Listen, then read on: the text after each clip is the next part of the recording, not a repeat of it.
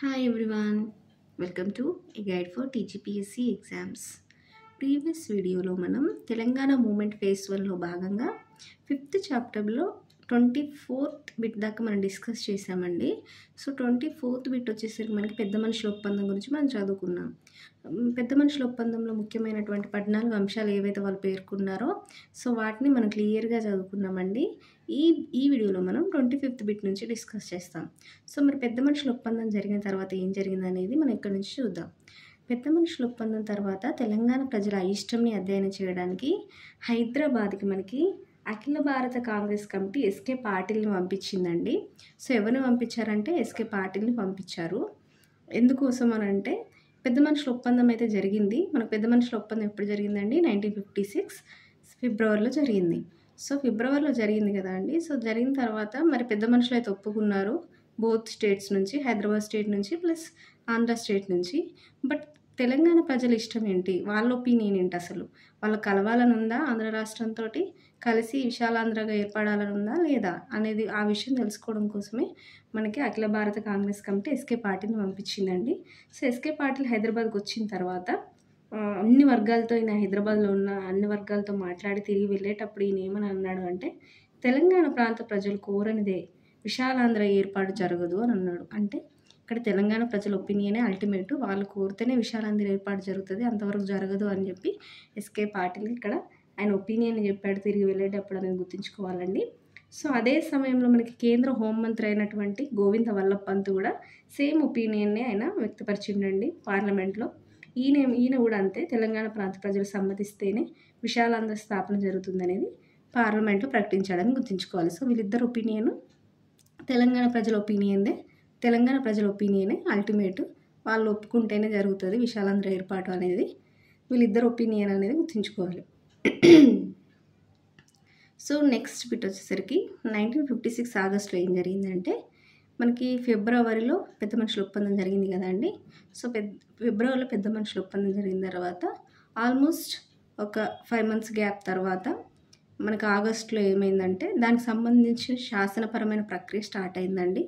So ఇప్పుడు ఏదైతే మన పెద్ద మనుషుల ఒప్పందంలో ఒప్పుకున్నారో మనం ఆంధ్ర రాష్ట్రంతో కలిసి కొత్త రాష్ట్రంగా ఏర్పడడానికి కావాల్సిన చేసుకున్న ఒప్పందాలు ఏవైతే ఉన్నాయో ఆ ఒప్పందాలకు సంబంధించిన విషయాలు మనకి అదేవిధంగా కొత్త రాష్ట్రంగా ఏర్పడడం కోసం ఇరు రాష్ట్రాలు కలిసి ఒక కొత్త రాష్ట్రంగా ఏర్పడడం కోసం కావాల్సిన శాసన ప్రక్రియ అనేది మనకి ఆగస్టులో స్టార్ట్ అవుద్దండి. సో ఒక కొత్త రాష్ట్రం ఏర్పడాలంటే దాన్ని మనం ఎక్కడ దానికి సంబంధించిన శాసన ప్రక్రియ స్టార్ట్ అవుతుందంటే పార్లమెంట్లో. సో పార్లమెంట్లో మనకి ఆగస్టు 10న note on safeguards proposed for Telangana ఏరియాని ప్రవేశపెట్టారు. సో ఏంటంటే పేరు note on safeguards proposed for Telangana area. ఏ రోజున పార్లమెంట్లో ప్రవేశపెట్టారంటే ఆగస్టు 10 అండి. సో ఆగస్టు 10న మనకి పార్లమెంట్లో ప్రవేశపెడితే ఆగస్టు 25న మనకి దీనికి లోక్సభ ప్లస్ రాజ్యసభ ఆమోదం అనేది లభించిందండి. ఒక కొత్త రాష్ట్రం ఏర్పడడానికి ఏది హైదరాబాద్ రాష్ట్రంలోని తెలంగాణ ప్రాంతం ప్లస్ ఆంధ్ర రాష్ట్రంతో కలిసి విశాలాంధ్ర అనే కొత్త రాష్ట్రంగా ఏర్పడడం కోసం మనకు లోక్సభ ప్లస్ రాజ్యసభ ఆమోదం అనేది ఆగస్టు 25న లభించింది. తర్వాత మనకు ఆగస్టు 31న రాష్ట్రపతి ఆమోదం పొందిందండి ఆ బిల్లు. సో అప్పుడున్న రాష్ట్రపతి ఎవరు మరి అంటే రాజేంద్ర ప్రసాద్. సో ఇది కూడా ఇంపార్టెంట్ అండి మనకి. సో ఆంధ్రప్రదేశ్ రాష్ట్రం ఏర్పడ్డప్పుడు దానికి సంబంధించిన బిల్లు పాస్ చేసిన రాష్ట్రపతి ఎవరు అని అంటే రాజేంద్ర ప్రసాద్ అండి, అప్పుడున్న రాష్ట్రపతి. నెక్స్ట్ మనకి ఆగస్టు 31న మనకి రాష్ట్రపతి ఆమోదం పొందిన తర్వాత నవంబర్ 1న మనకి ఆంధ్రప్రదేశ్ రాష్ట్రానికి ప్రారంభోత్సవం జరిగిందండి నవంబర్ 1న. సో మనకి ఆగస్టు 31కే మనకి రాష్ట్రపతి ఆమోదం పొందింది అఫీషియల్గా. తర్వాత సెప్టెంబర్ గ్యాప్ వచ్చింది, అక్టోబర్ గ్యాప్ వచ్చింది, నవంబర్ 1న మనకి ఇది అఫీషియల్గా మనకి నవంబర్ 1న ఆంధ్రప్రదేశ్ రాష్ట్రానికి ప్రారంభోత్సవం జరిగింది హైదరాబాద్ రాజధానిగా. ఎవరు చేశారు మరి ఈ ప్రారంభోత్సవం అని అంటే జవహర్లాల్ నెహ్రూ అండి, అప్పుడున్న ప్రైమ్ మినిస్టర్. సో దీనికంటే ముందు మనకి నవంబర్ 1న కదా నవంబర్ 1న మనకి ఆంధ్రప్రదేశ్ రాష్ట్రం ప్రారంభమయ్యే ముందు అక్టోబర్ 31న ఒక డే ముందున మనకి నిజాం మీర్ ఉస్మాన్ అలీ ఖాన్ రాజ్ ప్రముఖ్ పదవికి రాజీనామా చేశాడండి. సో ఈ నవంబర్ 1కి ఒక రోజు ముందు ఏంటంటే అక్టోబర్ 31 కదా. సో అక్టోబర్ 31న రాజ్ ప్రముఖ్గా అప్పటికి మనకి హైదరాబాద్ రాష్ట్రానికి రాజ్ ప్రముఖ్ ఎవరు ఉన్నారండి? మీర్ ఉస్మాన్ అలీ ఖాన్. ఎవరైతే 7వ నిజాం ఉన్నారో మనకి అది హైదరాబాద్ రాష్ట్రం భారతదేశంలో విలీనమయ్యే టైంకి ఉన్నటువంటి నిజాం 7వ నిజామైనటువంటి మీర్ ఉస్మాన్ అలీ ఖాన్ భారతదేశంలో హైదరాబాద్ రాష్ట్రం విలీనమైన తర్వాత మనకి ఆయనను రాజప్రముఖగా నియమించారండి 7వ నిజాంని. సో ఆయన ఏం చేశాడంటే ఇప్పుడు హైదరాబాద్ రాష్ట్రం ఆంధ్రప్రదేశ్కి ఏర్పడుతుంది కాబట్టి ఆయన దానికంటే ముందు రోజు నవంబర్ 1కి ముందు రోజు అక్టోబర్ 31న ఆయన పదవికి రాజ్ ప్రముఖ్ అనే పదవికి ఆయన రాజీనామా చేశాడు. ఆ నెక్స్ట్ డే మనకి నవంబర్ 1న ఆంధ్రప్రదేశ్ ప్రారంభోత్సవం అనేది జరిగింది. జవహర్లాల్ నెహ్రూ చేతుల మీదుగా హైదరాబాద్ రాజధానిగా అనేది గుర్తుంచుకోవాలి. నెక్స్ట్ బిట్ వచ్చేసరికి ఇదే అండి. 7వ నిజాం ఎప్పుడు రాజీనామా చేశారంటే 1956 అక్టోబర్ 31 ఆ ముందు రోజే ఏపీ ఆర్గనైజేషన్ జరిగే ముందు రోజే. నెక్స్ట్ బిట్ వచ్చేసరికి మనకి 1956 ఆగస్టు 14న ఒక 2 అంశాల మీద భేదాభిప్రాయాలు జరిగినాయండి. సో ఆగస్టు 14 అనేది మనకి ఆగస్టు టైంలో మనకి ఏదైతే మన కొత్త రాష్ట్రానికి సంబంధించిన శాసన ప్రక్రియ జరుగుతున్న టైం కదండి. ఆగస్టులోనే కదా మనకి ఇప్పుడు ఏదైతే ఆంధ్రప్రదేశ్ రాష్ట్ర ఏర్పాటుకు సంబంధించిన శాసనపరమైన ప్రక్రియ జరుగుతుంది. ఆగస్టు 10న మన పార్లమెంట్లో ప్రవేశపెట్టారు. తర్వాత 14 ఏమైంది అని అంటే అసలు ఒకవేళ కొత్త రాష్ట్రం ఏర్పడితే ఆ రాష్ట్రానికి ఏం పేరు పెడదాం అనేది ఒక అంశము. ఇంకొక అంశం ఏంటంటే హైకోర్టుని ఎక్కడ పెడదాం. ఇప్పుడు 2 ప్రాంతాలు కలుస్తున్నాయి కదండి. 2 ప్రాంతాలు కలిసినప్పుడు ఆ రాష్ట్రానికి ఏ ప్రాంతం పేరు పెడితే బాగుంటుంది అనేది ఒక అంశం. రెండో అంశం ఏంటంటే ఇప్పుడు 2 ప్రాంతాలు కలిసి ఒక స్టేట్ ఏర్పడుతున్నప్పుడు హైకోర్టు ఏ ప్రాంతంలో పెడితే బాగుంటుంది అనేది ఇంకొక అంశం. అంటే ఇక్కడ డిఫరెన్స్ ఆఫ్ ఒపీనియన్ వస్తుంది కదా అండి. ఏ ప్రాంతం వాళ్ళ ప్రాంతంలో ఉంటే బాగుంటుందని కొంతమంది ఏమో మా ప్రాంతంలో కాకుండా మీ ప్రాంతంలో అయితే బాగుంటుందని కొంతమంది, అట్లా డిఫరెన్స్ ఆఫ్ ఒపీనియన్ వస్తుంది కదా. సో అట్లా మనకు ఆగస్టు 14న 2 అంశాల మీద భేదాభిప్రాయాలు వచ్చినాయి. అందులో ఒకటి రాష్ట్రం పేరు మీద, ఇంకొకటి హైకోర్టు ప్లేస్ ఎక్కడ ఉండాలి అని. సో రాష్ట్రం పేరు అని అంటే మనకి కొంతమంది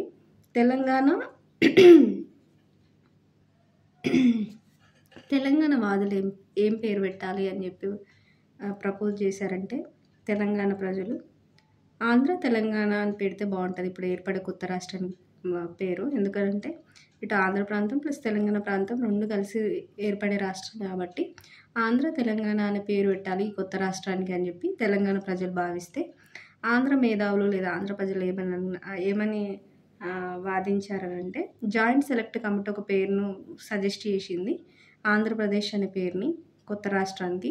సో అప్పటి వరకు మనము విశాలాంధ్ర ఏర్పాటు అనుకున్నాం కదండి. అంటే విశాలాంధ్ర అని పెట్టాలి అని అనుకున్నాం.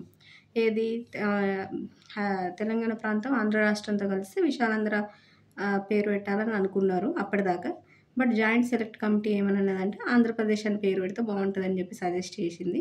సో వాళ్ళ ప్రకారం వాళ్ళు సజెస్ట్ చేసినట్టు ఆంధ్రప్రదేశ్ పేరు పెడదామని చెప్పి ఆంధ్రవాదులు వాదించారండి. సో లాస్ట్కి ఆంధ్రప్రదేశ్ పేరే ఫైనల్ అయింది. నెక్స్ట్ హైకోర్టు ప్లేస్ ఎక్కడ ఉండాలి అని తెలంగాణ వాదులు ఏమన్నారంటే మనకి హైకోర్టు వచ్చేసరికి హైదరాబాద్లో ఉండాలి, దాని బెంచ్ ఏమో గుంటూరులో ఉండాలి అని చెప్పి తెలంగాణ వాదులు ప్రపోజ్ చేశారు. బట్ ఆంధ్ర వాదులు ఏంటంటే హైకోర్టు మొత్తం హైదరాబాద్లోనే ఉండాలి, దానికి మళ్ళీ సెపరేట్గా బెంచెస్ అక్కడ ఇక్కడ ఏం అవసరం లేదు, మొత్తం హైకోర్టు మొత్తం హైదరాబాద్లో ఉండాలని చెప్పి ఆంధ్ర వాదులు చెప్పినారు. సో ఇక్కడ కూడా ఆంధ్ర వాదులదే ఫైనల్ అయింది. హైదరాబాద్లోనే హైకోర్టుకు సంబంధించిన విషయాలన్నీ హైదరాబాద్లోనే మొత్తం ఉండేవి. నెక్స్ట్ బిట్ వచ్చేసరికి సో ఇదంతా మనకి ఏమంటే ఈ ఆంధ్రప్రదేశ్ రాష్ట్రం ఏర్పడే ముందు జరిగినటువంటి డిస్కషన్స్ అండి. నెక్స్ట్ బిట్ వచ్చేసరికి ఆంధ్రప్రదేశ్ ఏర్పడిన తర్వాత, ఆంధ్రప్రదేశ్ ఏర్పడడానికంటే ముందు మనకి 1956 ఏప్రిల్లో మనకి ఇప్పుడు పార్లమెంట్లో ప్రవేశపెట్టడానికి ముందు ఈ కొత్త రాష్ట్రం ఏర్పాటు కోసము ఏదైతే మనం ఆగస్టులో పార్లమెంట్లో ప్రవేశపెట్టామో కొత్త రాష్ట్రంగా ఏర్పడడం కోసం, దానికంటే ముందు మనకి ఏప్రిల్లో ఏం జరిగింది అని అంటే కర్నూలు శాసనసభ ఆమోదించిందండి ఈ బిల్లుని.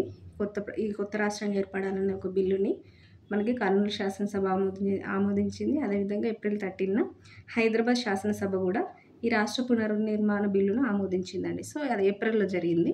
తర్వాత ఆగస్టులో మనకి లోక్సభలో ప్రవేశపెట్టిన తర్వాత అప్పుడే 2 అంశాల మీద భేదాభిప్రాయం జరిగింది ఆగస్టు 14న. సో, అందులో రాష్ట్రం పేరేంటి, హైకోర్టు ప్లేస్ ఎక్కడ ఉండాలనేది మనకి లాస్ట్‌కి ఆంధ్రవాదులు ఏదైతే సజెస్ట్ చేశారో, వాదించారో అవి 2 ఫైనల్ అయినాయి. సో, ఆంధ్రప్రదేశ్ ఏర్పడిందండి నవంబర్ 1న 1956 నవంబర్ 1న. ఏర్పడిన తర్వాత మరి ఫస్ట్ సీఎం ఎవరు అని అంటే నీలం సంజీవ్ రెడ్డి అండి. సో, రాజధాని వచ్చేసరికి హైదరాబాదే. మన తెలంగాణ ప్రాంతంలోని ఉన్నటువంటి హైదరాబాదే మనకి ఆంధ్రప్రదేశ్‌కి రాజధాని. సీఎం ఎవరంటే నీలం సంజీవ్ రెడ్డి, ఫస్ట్ తొలి ముఖ్యమంత్రి ఆంధ్రప్రదేశ్‌కి. తర్వాత గవర్నర్ ఎవరు అంటే చందులాల్ మాధవ్ త్రివేది. స్పీకర్ ఎవరు, తొలి స్పీకర్ ఎవరంటే అయ్యదేవర కాళేశ్వరరావు. సో, ఇక్కడ మీరు గుర్తుంచుకోవాలండి, అయ్యదేవర కాళేశ్వరరావే మనకు ఫస్ట్ ఈ తెలంగాణ ఆంధ్ర రాష్ట్రంతో కలవాలి అని చెప్పి ప్రపోజ్ చేశాడు. కలిసి విశాలాంధ్ర ఏర్పాటు కావాలి అని చెప్పి విశాలాంధ్ర సభలు నిర్వహించాలని చెప్పింది మనకి ఎవరు అంటే అయ్యదేవర కాళేశ్వరరావే. సో, ఆయన ప్రపోజల్కి ఫస్ట్ కాబట్టి విశాలాంధ్ర ఏర్పాటు అనేది ఆయననే స్పీకర్గా ఉంచిండ్రు ఏర్పడిన తర్వాత అనేది గుర్తుంచుకోవాలి. సో, తొలి speaker Ayyadevara Kaleswara Rao. Deputy speaker ఎవరు అంటే కొండ లక్ష్మణ్ బాపూజీ అండి. కొండ లక్ష్మణ్ బాపూజీ మనకి తెలంగాణ మూవ్మెంట్లో చాలా ముఖ్యమైన పాత్ర పోషిస్తాడు కాబట్టి ఈయన గురించి మనం ఖచ్చితంగా గుర్తుంచుకోవాలి. ఈయన మనకు first deputy speaker of Andhra Pradesh state. మరి ప్రతిపక్ష నేత ఎవరు అప్పుడు అంటే పుచ్చలపల్లి సుందరయ్య అండి. నెక్స్ట్ శాసన మండలి చైర్మన్ ఎవరు మరి అంటే Madapati Hanumantharao. High court chief justice ఎవరు అని అంటే కోక సుబ్బారావు. వీళ్ళందరూ ఆంధ్రప్రదేశ్ రాష్ట్రం ఏర్పడిన తర్వాత అంటే ఆంధ్ర తెలంగాణ ప్రాంతాలు కలిసి ఆంధ్రప్రదేశ్గా అక్టోబర్ నవంబర్ 1న ఏర్పడిన తర్వాత ఫస్ట్ ఆంధ్రప్రదేశ్ రాష్ట్రానికి ఫస్ట్ సీఎం ఎవరు, గవర్నర్ ఎవరు, స్పీకర్ ఎవరు, డిప్యూటీ స్పీకర్ ఎవరు, అప్పుడున్న ప్రతిపక్ష నేత ఎవరు, ప్లస్ శాసనమండలి తొలి చైర్మన్ ఎవరు, హైకోర్టు తొలి ప్రధాన న్యాయమూర్తి ఎవరు అనేది చాలా ఇంపార్టెంట్ అండి. సో, దీన్ని మనం ఖచ్చితంగా గుర్తుంచుకోవాలి. నెక్స్ట్ బిట్ వచ్చేసరికి 30 అండి. ఏపీ స్టేట్ ఏర్పాటు సందర్భంగా అంటే ఆంధ్రప్రదేశ్ స్టేట్ ఏర్పాటు సందర్భంగా ఎన్నాళ్ళ స్వప్నం ఇది అనే గేయాన్ని రచించింది ఎవరు అని అంటే దాశరథి రంగాచార్య అండి. సో, ఈయన ఆంధ్రప్రదేశ్ స్టేట్ ఏర్పాటు సందర్భంగా ఎన్నాళ్ళ స్వప్నం మీద అనే గేయాన్ని రచించారని గుర్తుంచుకోవాలి. ఎవరు అని అంటే దాశరథి రంగాచార్య. తర్వాత బిట్ వచ్చేసరికి ఆంధ్రప్రదేశ్ మంత్రివర్గం మరి ఎవరు మంత్రివర్గంలో సభ్యులు అనేది మనం ఖచ్చితంగా తెలుసుకోవాలండి. ఇంతకుముందు బిట్లో మనము ఫస్ట్ ముఖ్యమంత్రి ఎవరు, డిప్యూటీ ముఖ్యమంత్రి ఎవరు, స్పీకరు, డిప్యూటీ స్పీకరు, ప్రతిపక్ష నేత, శాసనమండలి తొలి చైర్మన్, హైకోర్టు తొలి ప్రధాన న్యాయమూర్తి వీళ్ళందరి గురించి మనం తెలుసుకున్నాం కదండి. సో, మంత్రివర్గంలో కూడా మనకి అప్పుడు ఫస్ట్ తొలి మంత్రివర్గం కదా ఆంధ్రప్రదేశ్ రాష్ట్రం ఏర్పడిన తర్వాత. సో, ఆ మంత్రివర్గంలోని ముఖ్యులు ఎవరు అనేది మనం ఖచ్చితంగా తెలుసుకోవాలి. ఫస్ట్ వచ్చేసరికి మన మంత్రివర్గం ఫస్ట్ దాని యొక్క అధికారులు ఎవరు అనేది మనం తెలుసుకుందామండి. సీఎం అంటే ముఖ్యమంత్రి ప్లస్ శాంతి భద్రత డిపార్ట్మెంటు, రవాణా శాఖ, శాంతి భద్రత శాఖకి ఈయననే నీలం సంజీవ్ రెడ్డియే మనకి మంత్రి అండి. అంటే శాంతి భద్రత శాఖకి, రవాణా శాఖకి ప్లస్ ముఖ్యమంత్రిగా కూడా ఎవరున్నారు అని అంటే నీలం సంజీవరెడ్డి ఉన్నాడు. నెక్స్ట్ మరి రెవెన్యూ శాఖ ఎవరు చూసుకున్నారు అని అంటే మనకి కేవీ రంగారెడ్డి అండి. కేవీ రంగారెడ్డి మనకి ఈయన తెలంగాణ వ్యక్తి. సో, ఇక్కడ ఈ మంత్రివర్గంలో ఆంధ్రప్రదేశ్ రాష్ట్రం ఏర్పడిన తర్వాత మంత్రివర్గంలో ఎంతమంది తెలంగాణ ప్రాంతం వాళ్ళు ఉన్నారనేది కూడా ఇంపార్టెంట్. మొత్తం మనం 12 మందిని మనం ఇక్కడ చూసుకుంటున్నామండి మంత్రుల్ని. సో, 12 మంది మంత్రుల్లో ఎంతమంది మనకు తెలంగాణ ప్రాంత మంత్రులు ఉన్నారనేది ఇంపార్టెంట్. వాళ్ళకి ఏ శాఖలు ఇచ్చారు, కేటాయించారు అనేది కూడా వెరీ ఇంపార్టెంట్. సో, మనకి నీలం సంజీవరెడ్డి ఆంధ్ర ప్రాంతమే అండి. సో, ఆయన శాంతి భద్రత శాఖ, రవాణా శాఖ ప్లస్ ముఖ్యమంత్రిగా ఆయన ఉన్నారు. నెక్స్ట్ రెవెన్యూ శాఖ ఎవరికి ఇచ్చారంటే మనకు తెలంగాణ ప్రాంతానికి చెందినటువంటి కేవీ రంగారెడ్డికి ఇచ్చారు. నెక్స్ట్ థర్డ్ దామోదరం సంజీవయ్యకి ఏం శాఖ ఇచ్చారు అని అంటే ఈయన సాంఘిక సంక్షేమ, దేవాదాయ ప్లస్ సహకార శాఖల్ని మనకి దామోదరం సంజీవయ్యకి ఇచ్చారండి. నెక్స్ట్ కాసు బ్రహ్మానందరెడ్డికి ఏ శాఖ ఇచ్చారంటే స్థానిక పరిపాలన. కాసు బ్రహ్మానందరెడ్డికి ఏంటంటే స్థానిక పరిపాలన శాఖ ఇచ్చారు. నెక్స్ట్ విబి రాజుకి ఏమి ఇచ్చారు అంటే వాణిజ్యం, పరిశ్రమలు, కార్మిక శాఖ మనకి విబి రాజుకి ఇచ్చారండి. విబి రాజు కూడా మనకి తెలంగాణ ప్రాంతానికి చెందిన మంత్రిగా మనం ఇక్కడ గుర్తుంచుకోవాలి. సో, ఆయన డిపార్ట్మెంట్ ఏంటి, ఆయన శాఖ ఏంటంటే వాణిజ్యము, పరిశ్రమలు, కార్మిక శాఖ. జేవి నరసింహారావు కూడా తెలంగాణ ప్రాంతానికి చెందిన మంత్రి అండి. సో జేవి నరసింహారావుకి ఏ శాఖలు ఇచ్చారంటే నీటిపారుదల శాఖ, విద్యుత్ శక్తి శాఖ, ఈ 2 శాఖలు ఈయన కేటాయించారు. నెక్స్ట్ మందుముల నరసింహారావు, ఈయన కూడా తెలంగాణ వ్యక్తే. జేవి నరసింహారావు వేరు, మందుముల నరసింహారావు వేరు. సో వీళ్ళకున్న శాఖలను మనం పేర్లు కొంచెం సిమిలర్గా ఉంటాయి కాబట్టి శాఖలు కన్ఫ్యూజ్ అవ్వద్దండి. జేవి నరసింహారావు అన్నప్పుడు నీటిపారుదల శాఖ, విద్యుత్ శక్తి శాఖ అయితే, మందుముల నరసింహారావు అన్నప్పుడు ఎక్సైజ్ శాఖ, భవనాలు ప్లస్ రహదారులు, ఈ శాఖలు ఈయన కేటాయించారు. సో వీళ్ళిద్దరు కూడా జేవి నరసింహారావు అన్న, మందుముల నరసింహారావు అన్న ఇద్దరు తెలంగాణ వ్యక్తులను గుర్తుంచుకోవాలి. నెక్స్ట్ నవాజ్ జంగ్ బహదూర్, ఈయనకు ప్రజారోగ్యం అనే శాఖని ఈయనకి ఇచ్చిరండి. నవాజ్ జంగ్ బహదూర్కి, ఈయన కూడా తెలంగాణ ప్రాంత వ్యక్తి.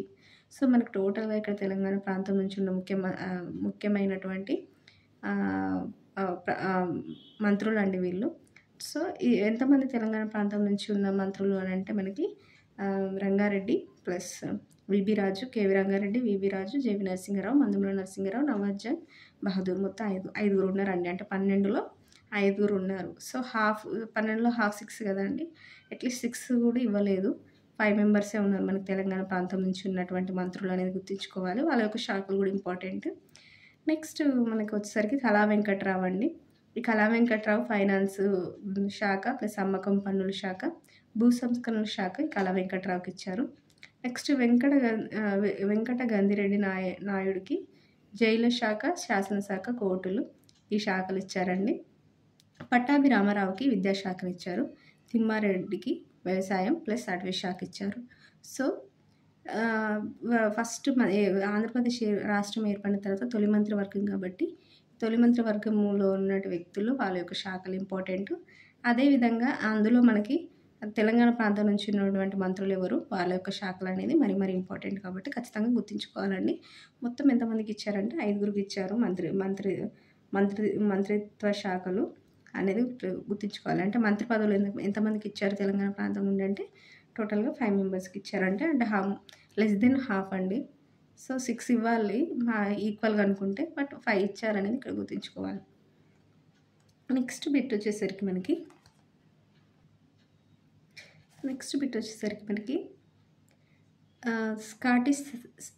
స్కాటిష్ స్థాయి సంఘం గురించి మనం ఇక్కడ డిస్కస్ చేస్తున్నామండి. అసలు స్కాటిష్ స్థాయి సంఘం గురించి ఎందుకు మనం ఇక్కడ తెలుసుకుంటున్నామంటే, మనకు ప్రపంచంలో కానీ లేదా ఏదైనా దేశంలో కానీ వివిధ రాజ్యాలు లేదా ప్రాంతాల మధ్య భిన్నత్వం అనేది, అసమానత్వం అనేది ఉంటుందండి. అది సహజంగా ఉంటుంది. అంటే 2 ప్రాంతాలు ఈక్వల్గా డెవలప్ అవ్వడం, లేకపోతే 2 ప్రాంతాల కల్చర్ ఒక విధంగా ఉండడము, అవనేటివి డిఫరెంట్గా ఉంటాయండి. సో ఏ 2 ప్రాంతాలు సేమ్గా ఉండవు డెవలప్మెంట్లో కానీ, ఎకనామికల్గా కానీ, లేకపోతే ఎడ్యుకేషనల్లీ కానీ, సోషల్లీ కానీ డిఫరెన్స్ అనేది ఉంటుందండి. సో అట్లా డిఫరెన్స్ ఉన్నప్పుడు ఆ భిన్నత్వము, అసమానత్వం అనేది 2 ప్రాంతాల మధ్య ఉన్నప్పుడు, ఆ 2 ప్రాంతాలు కలిసినప్పుడు ఏదైతే అల్పాభివృద్ధి చెందిన ప్రాంతం ఉంటుందో, ఏదైతే తక్కువ స్థాయిగా అభివృద్ధి చెందిన ప్రాంతం ఉంటుందో అటువంటి ప్రాంతానికి కొన్ని రక్షణలు కల్పించి అప్పుడు అభివృద్ధి చెందిన ప్రాంతంతో దాన్ని కలుపుతారండి. ఎందుకనంటే ఆల్రెడీ అది వెనుకబడిపోయినటువంటి ప్రాంతము ప్లస్ ఆల్రెడీ వెనుకబడిపోయినటువంటి ప్రాంతాన్ని అభివృద్ధి చెందినటువంటి ప్రాంతంతో కలపడం వల్ల ఈ వెనుకబడింది ఇంకా ఎక్కువ వెనుకబడకుండా ఉండడం కోసము, అది కూడా అభివృద్ధి చెందిన ప్రాంతంతో ఈక్వల్గా అభివృద్ధి చెందాలి అని ఆ ఈక్వాలిటీ అనేది రావాలి. ఆ 2 ప్రాంతాలు కలవడం వల్ల ఏ ఒక్క ప్రాంతానికి అన్యాయం జరగకూడదు అనేది దాని యొక్క ఆ కలయిక యొక్క ముఖ్య ఉద్దేశం అండి. సో అట్లా ఆ 2 ప్రాంతాలు అట్లా ఏదైతే ఇన్ఈక్వల్ డెవలప్మెంట్ జరిగినటువంటి ప్రాంతాలు ఉంటాయో అవి 2 కలిసినప్పుడు కొన్ని ఒప్పందాలు, కొన్ని రక్షణ కల్పిస్తారు. సో అట్లా మనకు స్కాటిష్ స్థాయి సంఘం అనేది బ్రిటిష్ పార్లమెంట్ ద్వారా, సో మనకు స్కాటిష్ స్థాయి సంఘం అనేది బ్రిటిష్ పార్లమెంటు యొక్క చట్టం ద్వారా ఏర్పడినటువంటి సంఘం అండి స్కాటిష్ స్థాయి సంఘం. మరి బ్రిటిష్ పార్లమెంట్ ఈ చట్టం ద్వారా దీన్ని ఎందుకు ఏర్పరిచింది అని అంటే, మనకి ఇప్పుడు తెలంగాణ, ఆంధ్ర రాష్ట్రము కలిసి ఆంధ్రప్రదేశ్ ఏర్పడడానికి మనకి ఎట్లయితే పెద్ద మనుషుల ఒప్పందం జరిగిందో, అలాగా మనకి 1707లో మనకి స్కాట్లాండ్ ప్రాంతం అనేది ఇంగ్లాండ్తో విలీనమైందండి. సో స్కాట్లాండ్ ఇంగ్లాండ్తో విలీనమైంది ఎప్పుడంటే 1707లో. సో ఆ విలీనమైన తర్వాత మనకి ఇంగ్లాండ్, స్కాట్లాండ్, వేల్స్‌ని కలిపి గ్రేట్ బ్రిటన్ అని పిలుస్తామండి. సో, గ్రేట్ బ్రిటన్ అని ఏ ప్రాంతాలను కలిపి పిలుస్తామంటే England plus Scotland plus Wales ఈ 3 ప్రాంతాలని కలిపి మనము గ్రేట్ బ్రిటన్ అంటాం. తర్వాత మనకి 1921లో ఏమైంది అనంటే కాలక్రమేణా ఈ గ్రేట్ బ్రిటన్ అనేది నార్త్ ఐర్లాండ్‌తో అంటే ఉత్తర ఐర్లాండ్‌తో కలిసిందండి. సో, ఇక్కడ 2 ప్రాంతాలు కలిసాయి. సో, 2 విభిన్న ప్రాంతాలనేవి మనకి ఇక్కడ great Britain plus North Ireland అనే 2 ప్రాంతాలు కలిసి గ్రేట్ యునైటెడ్ కింగ్డమ్‌గా అవతరించినాయండి. సో, గ్రేట్ బ్రిటన్ అంటే ఏంటంటే ఇంగ్లాండ్, స్కాట్లాండ్, వేల్స్ అనే ప్రాంతాలను కలిపి గ్రేట్ బ్రిటన్ అని పిలుస్తామండి. సో, గ్రేట్ బ్రిటన్ అనేది నార్త్ ఐర్లాండ్‌తో కలిసిన తర్వాత మనం ఏమని పిలుస్తున్నామంటే యునైటెడ్ కింగ్డమ్ అని పిలుస్తున్నాం. సో, గ్రేట్ బ్రిటన్‌కి, యునైటెడ్ కింగ్డమ్‌కి డిఫరెన్స్ ఇదే అండి. కన్‌ఫ్యూజ్ అవ్వకూడదు. గ్రేట్ బ్రిటన్ అన్నా, యూకే అన్నా అంటే యునైటెడ్ కింగ్డమ్ అన్నా సేమ్ కాదు. గ్రేట్ బ్రిటన్ అన్నప్పుడు మనకు 3 ప్రాంతాలు ఇంక్లూడ్ అవుతాయి. England, Scotland, Wales. ఈ గ్రేట్ బ్రిటన్‌కి నార్త్ ఐర్లాండ్ కలిసినప్పుడు ఈ 2 ప్రాంతాలను కలుపుకొని మనం యునైటెడ్ కింగ్డమ్ అంటాం. సో, అన్నిటికంటే పెద్ద ప్రాంతం ఏందండి ఇక్కడ యునైటెడ్ కింగ్డమ్. సో, మనకేంటంటే ఇప్పుడు ఈ ఈ ఏర్పాటులో భాగంగా ఏం జరిగిందనంటే స్కాట్లాండ్, ఉత్తర ఐర్లాండ్‌లకు ప్రత్యేక రక్షణలు కల్పించారండి. సో, ఈ స్కాట్లాండ్, ఈ ఉత్తర ఐర్లాండ్ మనకి కొంచెం వెనుకబడిన ప్రాంతాలు కాబట్టి మనకి ఈ యునైటెడ్ కింగ్డమ్ ఏర్పడే కాలక్రమంలో వీళ్ళకి ఈ వెనుకబడిన ప్రాంతాలు కూడా అభివృద్ధి చెందాలని చెప్పి వాటికి ప్రత్యేక రక్షణలు కల్పించారు. సో, ఆ ప్రత్యేక రక్షణలను అమలుపరచడం కోసమే మనకి ఈ స్కాటిష్ స్థాయి సంఘం అనేది బ్రిటిష్ పార్లమెంటు చట్టం ద్వారా ఏర్పాటు చేసింది. అంటే ఇప్పుడు ఆ రక్షణ కల్పించడం మట్టుకే కాకుండా ఆ రక్షణలు అమలుపరచాల్సిన బాధ్యత, వాటిని మానిటర్ చేయాల్సిన బాధ్యత ఒక సంఘానికి ఉండాలి కదండీ. అంటే ఒక కమిటీ లేదా ఒక స్థాయి సంఘం ఉండాలి కదా. సో, అందుకని దాన్ని కంటిన్యూగా మానిటర్ చేయడం కోసం మనకి స్కాటిష్ స్థాయి సంఘాన్ని బ్రిటిష్ పార్లమెంట్ అనేది ఒక చట్టం ద్వారా ఏర్పాటు చేసింది. సో, దాన్ని మనము ప్రమాణంగా తీసుకొని అంటే నమూనాగా తీసుకొని సో, స్కాటిష్ స్థాయి సంఘం లాంటి ఒక సంఘం మనకు కూడా ఏర్పాటు చేయాలి. ఎందుకనంటే తెలంగాణ ప్రాంతం కూడా ఆంధ్ర ప్రాంతంతో పోలిస్తే కొంచెం ఎడ్యుకేషనల్లీ, సోషల్లీ, ఎకనామికల్లీ కొద్దిగా వెనుకబడి ఉంది కాబట్టి ఇంకా కలిసిన తర్వాత ఇంకా వెనుకబాటుతనానికి గురి కాకుండా మనకి ఈక్వల్‌గా డెవలప్ అవ్వాలి 2 ప్రాంతాలు కలిసి అనే ఒక ముఖ్య ఉద్దేశంతోటి మనకి పెద్ద మనుషుల ఒప్పందం జరిగింది కదా. ఆ పెద్ద మనుషుల ఒప్పందంలోనే మనకి స్కాటిష్ స్థాయి సంఘం లాంటి ఒక మండలిని అంటే సేమ్ ఇట్లనే మానిటర్ చేయడానికి ఈ తెలంగాణ ప్రాంత అభివృద్ధికి కృషి చేయడం కోసము మనకి తెలంగాణ స్థాయి సంఘాన్ని కూడా ఏర్పాటు చేయాలి అని చెప్పి మన పెద్ద మనుషుల ఒప్పందంలో 14 అంశాలలో భాగంగా ఒక అంశాల్లో మనం పేర్కొన్నామండి. తెలంగాణ స్థాయి సంఘం కూడా ఏర్పాటు చేయాలి. ఎందుకంటే తెలంగాణ ప్రాంతం కూడా ఈక్వల్‌గా అభివృద్ధి చెందడం కోసము అని చెప్పి. సో, అందుకే మనము దేన్ని నమూనాగా తీసుకొని తెలంగాణ స్థాయి సంఘాన్ని ఏర్పాటు చేయాలి లేదా తెలంగాణ ప్రాంతీయ మండలిని ఏర్పాటు చేయాలనే అంశాన్ని పెద్ద మనుషుల ఒప్పందంలో కల్పించిరు అనంటే ఈ స్కాటిష్ స్థాయి సంఘాన్ని నమూనాగా తీసుకొని మనకి పెద్ద మనుషుల ఒప్పందంలోని 14 అంశాల్లో ఒక అంశంగా దాన్ని చేర్చిరు. ఏది తెలంగాణ ప్రాంతీయ మండలి ఏర్పాటు చేయాలి తెలంగాణ ప్రాంత అభివృద్ధి కోసం అని చెప్పి. సో, అందుకని చెప్పి మనము ఈ బ్యాక్‌డ్రాప్ స్టోరీ మనకు తెలవాలండి. ఎందుకు మనకి తెలంగాణ ప్రాంతీయ మండలి ఏర్పాటు అనేది ఇంపార్టెంటు. దాని ప్రాముఖ్యత ఎందుకు మనకి అనేది ఇందుకే. ఆంధ్ర ప్రాంతంతో కలిసి ఆంధ్రప్రదేశ్ రాష్ట్రంగా ఏర్పడిన తర్వాత మళ్ళీ ఇంకా వెనుకబాటుతనానికి గురి కాకూడదు అని చెప్పి తెలంగాణ కూడా ఈక్వల్‌గా డెవలప్ అవ్వాలి, వెనుకబాటుతనానికి గురి కాకూడదు అని చెప్పి ఏర్పాటు చేసిందే మనకి ఈ తెలంగాణ ప్రాంతీయ కమిటీ. సో, తర్వాత ఏమైందంటే యాక్చువల్లీ పార్లమెంట్లో ప్రవేశపెట్టిన నాటికి తెలంగాణ ప్రాంతీయ మండలి అని అనుకున్నారండి. అంటే స్కాటిష్ స్థాయి సంఘం లాంటిదే ఈ తెలంగాణ ప్రాంతీయ మండలి. తెలంగాణ ప్రాంతం అభివృద్ధి కోసం ఏర్పాటు చేసినటువంటి తెలంగాణ ప్రాంతీయ మండలి. కానీ దాని పేరు అనుకుంది తెలంగాణ ప్రాంతీయ మండలి అని. బట్ దాన్ని తెలంగాణ ప్రాంతీయ కమిటీగా మార్చిరండి. అంటే పేరు మార్చారు. మండలిని కాస్త తెలంగాణ ప్రాంతీయ కమిటీగా మార్చి దాని యొక్క అధికారాలని కుదించారనమాట. సో, అది ఎప్పుడైతే కమిటీగా ఏర్పడిందో తెలంగాణ ప్రాంతీయ కమిటీగా అప్పుడు దాని యొక్క అధికారాలని కుదించబడ్డాయి అనేది గుర్తుంచుకోవాలి ఇక్కడ. నెక్స్ట్ బిట్ వచ్చేసరికి మనకి సో, మనము ఈ స్కాటిష్ స్థాయి సంఘం లాంటి సంఘమైనటువంటి లేదా కమిటీ మండలి అయినటువంటి లేదా కమిటీ అయినటువంటి తెలంగాణ ప్రాంతీయ కమిటీ ఏర్పాటు ఎలా జరిగింది అని అంటే 7వ రాజ్యాంగ సవరణ ద్వారా జరిగిందండి. ఏ రాజ్యాంగ సవరణ అంటే వెరీ వెరీ ఇంపార్టెంట్. సో పెద్ద మనుషుల ఒప్పందంలోని ముఖ్యమైన అంశం 14 అంశాలు కదండి పెద్ద మనుషుల ఒప్పందంలో.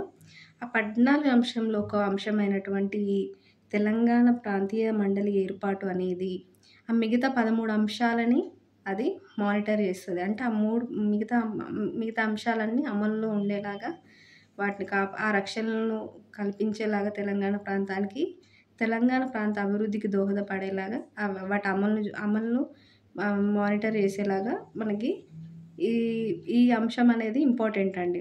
సో 14 అంశాలలో ఒక అంశమైనటువంటి తెలంగాణ ప్రాంతీయ మండలి ఏర్పాటు అనేది వెరీ వెరీ ఇంపార్టెంట్. ఎందుకంటే అది ఆ మిగతా అంశాలను మొత్తంని అమలు జరిగేలాగా చూసుకుంటుంది అది ఏర్పడితే. సో మరి అది ఎలా ఏర్పడిందంటే 7వ రాజ్యాంగ సవరణ ద్వారా. సో అది అంత ఇంపార్టెంట్ కాబట్టి పెద్ద మనుషుల ఒప్పందంలో దాని ఏర్పాటు అనేది అంత ఇంపార్టెంట్ కాబట్టి, ఎందుకంటే అది ఏర్పడడం వల్ల మిగతా అంశాలన్నీ అమల్లో ఉంటాయి, మిగతా అంశాలన్నీ దాని కంట్రోల్లో ఉంటాయి కాబట్టి అంత ఇంపార్టెన్స్ కాబట్టి అది ఏ రాజ్యాంగ సవరణ ద్వారా ఏర్పడింది అనేది కూడా వెరీ వెరీ ఇంపార్టెంట్. సో ఏ రాజ్యాంగ సవరణ ద్వారా ఏర్పడింది అంటే 7వ రాజ్యాంగ సవరణ ద్వారా అండి. 7వ రాజ్యాంగ సవరణ ద్వారా ఇంకేమేమి ఏర్పడ్డాయంటే 6 కేంద్రపాలిత ప్రాంతాలు ఏర్పడ్డాయి, ప్లస్ 14 రాష్ట్రాలు ఏర్పడ్డాయండి. రాష్ట్రాలు 14, కేంద్రపాలిత ప్రాంతాలు 6, మొత్తం 20. నెక్స్ట్ వచ్చేసరికి ఆంధ్రప్రదేశ్కి ప్లస్ పంజాబ్కి ప్రాంతీయ కమిటీలు ఏర్పరిచారండి. ఇప్పుడు ఆంధ్రప్రదేశ్కి అయితే తెలంగాణ ప్రాంతీయ కమిటీ, పంజాబ్కి కూడా ఒక ప్రాంతీయ కమిటీని ఏర్పాటు చేశారు. సో ఇక్కడ ఏ స్టేట్స్కి మనకి ప్రాంతీయ కమిటీలు ఏర్పాటు చేశారంటే మనకి పెద్ద మనుషుల ఒప్పందంలో భాగంగా మనకి ఆంధ్రప్రదేశ్కి తెలంగాణ ప్రాంతీయ కమిటీ, ప్లస్ అదేవిధంగా ఆంధ్రప్రదేశ్తో పాటు పంజాబ్ రాష్ట్రానికి కూడా అప్పుడు ఒక ప్రాంతీయ కమిటీని కేటాయించారు 7వ రాజ్యాంగ సవరణ ద్వారా అనేది గుర్తుంచుకోవాలి. అంతేకాకుండా మనకి ముంబైకి ఒక అభివృద్ధి బోర్డును కూడా ఇక్కడ కేటాయించారండి ఈ రాజ్యాంగ సవరణ ద్వారా. ఇది కూడా మనం గుర్తుంచుకోవాలి. సో 7వ రాజ్యాంగ సవరణ అనేది చాలా ఇంపార్టెంట్. 7వ రాజ్యాంగ సవరణ ద్వారా అప్పటిదాకా ABCD రాష్ట్రాల వర్గీకరణ ఉండేదండి. మనం ఆల్రెడీ డిస్కస్ చేసుకున్నాం ABCD రాష్ట్రాల వర్గీకరణ ఎలా ఉంటుందని ప్రీవియస్ వీడియోస్లో. సో దాన్ని రద్దు చేసి దాని ప్లేస్లో మనకి 6 కేంద్రపాలిత ప్రాంతాలు, 14 రాష్ట్రాలు ఏర్పడ్డాయి. అదేవిధంగా ఆంధ్రప్రదేశ్కి పంజాబ్కి ప్రాంతీయ కమిటీలు ఏర్పడ్డాయి. ముంబై రాష్ట్రానికి అభివృద్ధి బోర్డు ఏర్పడింది.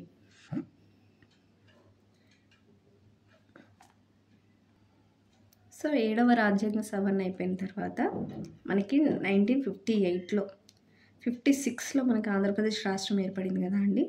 సో 58లో మనకి ఫిబ్రవరి 1న ఆంధ్రప్రదేశ్ రీజనల్ కమిటీ ఆర్డర్ అనేది పాస్ అయిందండి. రాష్ట్రపతి ద్వారా పాస్ అయింది ఇది. The Andhra Pradesh regional committee order రాష్ట్రపతి గారు జారీ చేశారనమాట. దేనికోసం the Andhra Pradesh regional committee order జారీ చేశారు అని అంటే, కమిటీ ఆర్డర్ జారీ చేశారు అంటే ఇది తెలంగాణ ప్రాంతీయ సంఘం ఏర్పాటు కోసం దీన్ని జారీ చేశారండి. అదే దీనికోసమే కదా మనం ఇవన్నీ రాజ్యాంగ సవరణ జరిగింది, 7వ రాజ్యాంగ సవరణ జరిగింది కూడా దానికోసమే. ఏదైతే మనం పెద్ద మనుషుల ఒప్పందంలో ముఖ్యమైనటువంటి 9వ అంశమైనటువంటి తెలంగాణ ప్రాంతీయ కమిటీ ఏర్పాటు ఉంది కదండి. సో దానికి సంబంధించింది మనకి 7వ రాజ్యాంగ సవరణ. 7వ రాజ్యాంగ సవరణ అయిన తర్వాత మనకి రాష్ట్రపతి ది ఆంధ్రప్రదేశ్ రీజనల్ కమిటీ ఆర్డర్ని జారీ చేశారు. ఏ రోజున జారీ చేశారు అనేది ఇంపార్టెంట్. ఎప్పుడు అంటే 1958 ఫిబ్రవరి 1న అండి. సో 56లో మనకి ఆంధ్రప్రదేశ్ ఏర్పడిన తర్వాత ఆల్మోస్ట్ ఒక 2 ఇయర్స్ తర్వాత అంటే 1958 ఫిబ్రవరి 1న మనకి the Andhra Pradesh regional committee order అనేది పాస్ చేయబడింది, రాష్ట్రపతి ద్వారా జారీ చేయబడింది. దేనికోసం అని అంటే మనకి పెద్ద మనుషుల ఒప్పందంలోని 9వ అంశమైనటువంటి తెలంగాణ ప్రాంతీయ మండలి ఏర్పాటు కోసమే ఈ ఆర్డర్ మనకి రాష్ట్రపతి జారీ చేశారనేది వెరీ వెరీ ఇంపార్టెంట్. ఆ డేట్ కూడా ఇంపార్టెంట్. సో ఇక్కడితో మనం ఈ వీడియోలో 34 బిట్స్ కవర్ చేసామండి. నెక్స్ట్ బిట్స్ మనం నెక్స్ట్ వీడియోలో కవర్ చేద్దాం. Thank you.